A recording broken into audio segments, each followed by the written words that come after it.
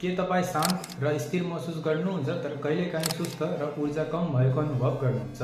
के तपाईँले कुनै काम सुरु गर्न गाह्रो लाग्छ तर एक पटक सुरु गरेपछि त्यसलाई निरन्तरता दिनुहुन्छ?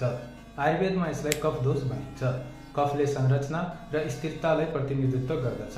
यसले तपाईँको शरीरलाई बल, रोग प्रतिरोधक क्षमता र स्थिरता प्रदान गर्दछ।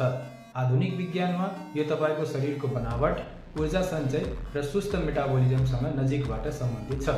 जब कफ सन्तुलित हुन्छ, तपाईँ शान्त, बलियो र भावनात्मक रूपमा स्थिर रहनुहुन्छ र जब यो असन्तुलित हुन्छ, यसले मोटापा बढ्ने, आलस्य र सुस्त रूपमा देखा पर्न सक्छ।